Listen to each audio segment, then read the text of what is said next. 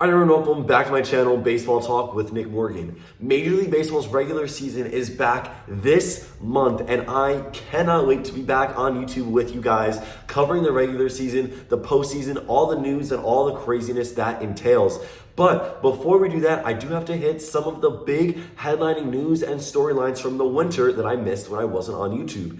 And to do that, I'm going to be starting a winter rewind series here on the channel. Just a couple of videos of me going over some of the biggest news, storylines, and transactions over the past couple months here in the 2022-2023 winter. And part of this winter rewind, I'm going to be doing team recaps. So the additions, subtractions, and my projections for a couple of teams in Major League Baseball going into this regular season. And today we are starting with none other than the Toronto Blue Jays, one of my favorite teams.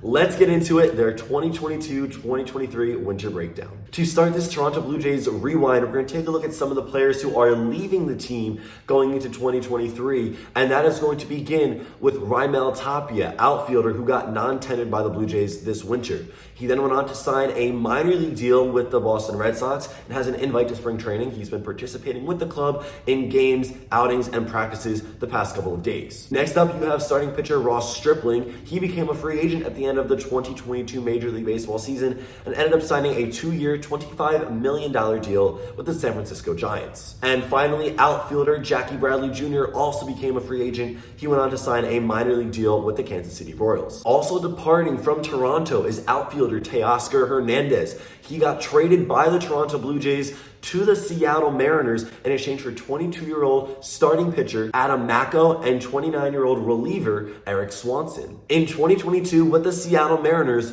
relief pitcher Eric Swanson pitched in 57 games. He had 3 wins, 2 losses, and 3 saves, while also totaling a 1.68 earned run average. Swanson struck out 70 batters in 53.2 innings pitched, and his whip was 0.913. Now, Swanson's going to come in to serve as the setup man for closer Jordan Romano in the Blue Jays organization. This is a solidified 7th or 8th inning arm that you can rely on and hopefully trust him to have some good numbers and replicate his 2022 season with this new franchise this upcoming year. Jordan Romano, of course, one of the most dominant and prominent closers in the game last season. We want to see him have that same year as well, really be a solid, respectable arm coming in the 9th inning or late in the 8th. And Eric Swanson would be your 7th inning or 8th inning guy leading up to Romano. That makes for a very strong duo in the later innings of the game on the mound for Toronto. They have some good arms, which is something that they've really kind of been lacking a little bit over the past couple of years. They've had good offense, now their pitching really is what needs to come and fall into place. And they're getting to that point now. You have Eric Swanson and Jordan Romano in the later innings of the game. They're hoping to have a lights out end of the ball game with Swanson and Romano both on the team. You look at who the Toronto Blue Jays gave up in this trade, and the only piece was outfielder Teoscar Hernandez.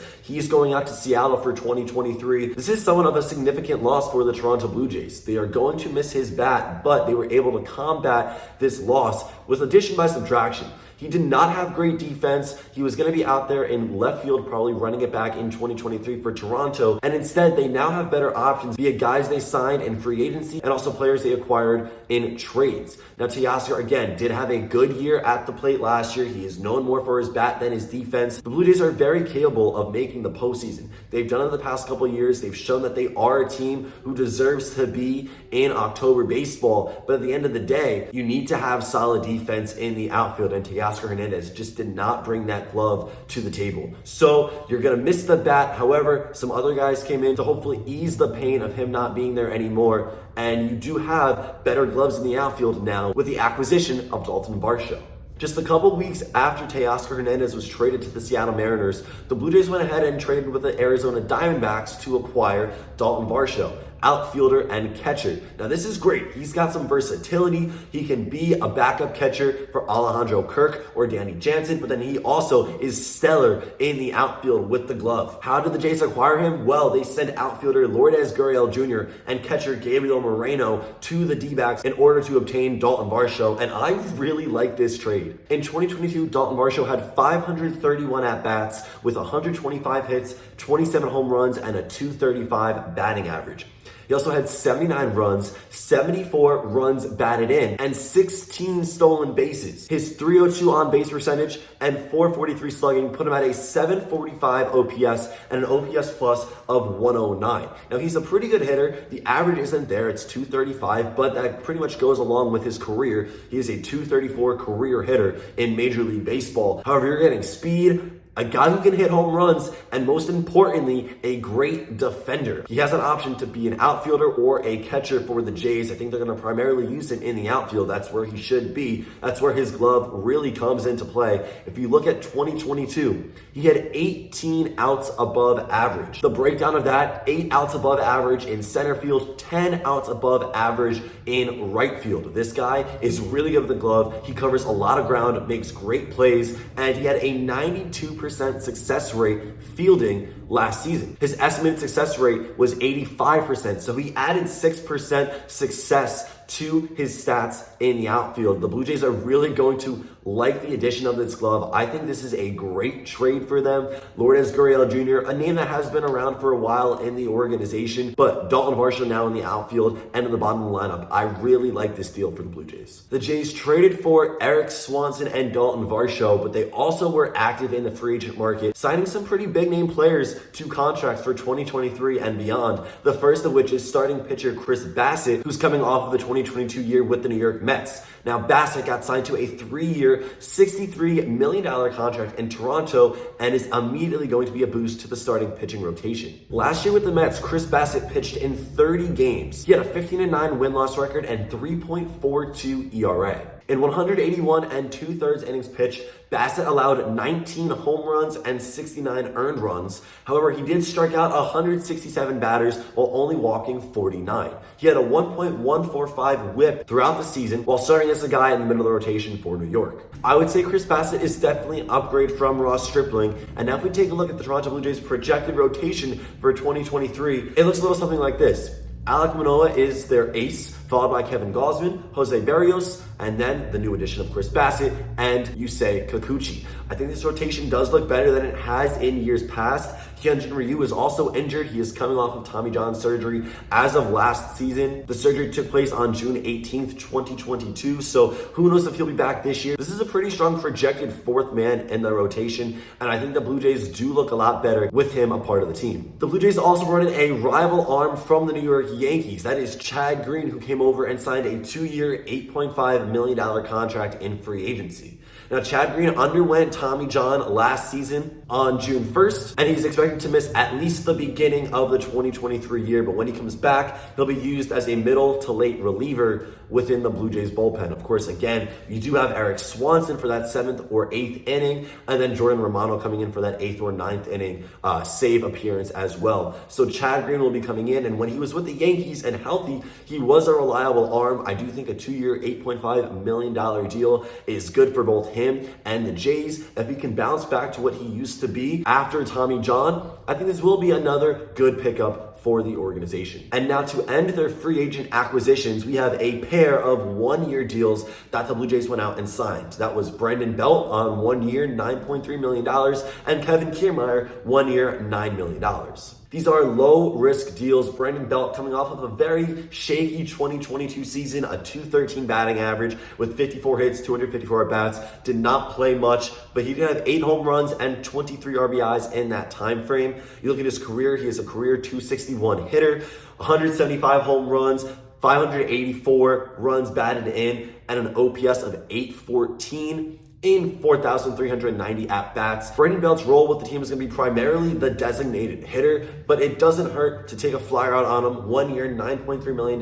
He is not breaking the bank. Brandon Belt is now another left-handed bat that can be added to the Blue Jays lineup. He's most likely going to be hitting lower in the lineup, like somewhere between 6 and 9 as that designated hitter position, but Brandon Belt will add his veteran presence over 11 years of service time, and hopefully he can bounce back and have a pretty good production year offensively with the Blue Jays. Now we look at the Kevin Kiermaier signing. This was again 1 year, $9 million for the veteran center fielder, and he has only ever played with the Tampa Bay Rays. He will have a change of scenery and immediately be placed in center field for Toronto, which allows them to move George Springer to either left or right field. This way it can lower his chances of getting hurt. Of course, you want to have Springer on the field as as much as possible. He battled a couple of injuries last season, so by moving him to left or right, he's not moving as much. He is a little bit older, so you don't want to risk that injury, and Kevin Kiermaier is the perfect way to move Springer and still have reliable, solidified defense in center field. Much like Brandon Belt, 1 year, $9 million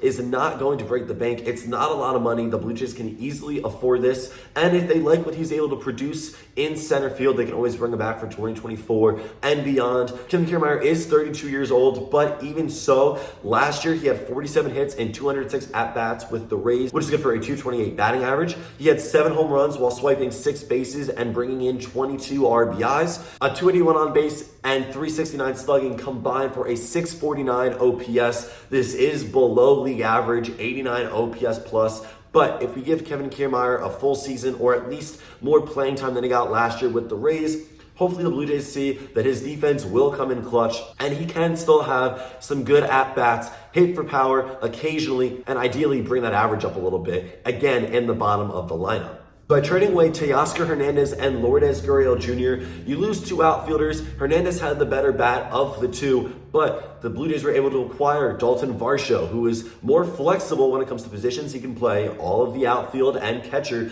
And then you also bring in Kevin Kiermaier, who is a great defender. He's won 3 Gold Gloves and a Platinum Glove award. So immediately, just in Kevin Kiermaier alone, you already upgrade your outfield defensively. I think the bats are still going to be there, no matter what kind of production you get out of Kiermaier and Belts and Matt Chapman if he has another down year. I still think the top half of that lineup is going to be able to produce big numbers. I like the defense with Dalton Varsho and Kevin Kiermaier. You're now going to have George Springer move to a corner outfield position. So I think overall this team did get better, even though they did lose Teoscar Hernandez and Lourdes Gurriel Jr. If you take a look at their projected lineup, George Springer leading off playing right field. Then shortstop Bo Bichette, who agreed to a 3-year contract avoiding arbitration this offseason.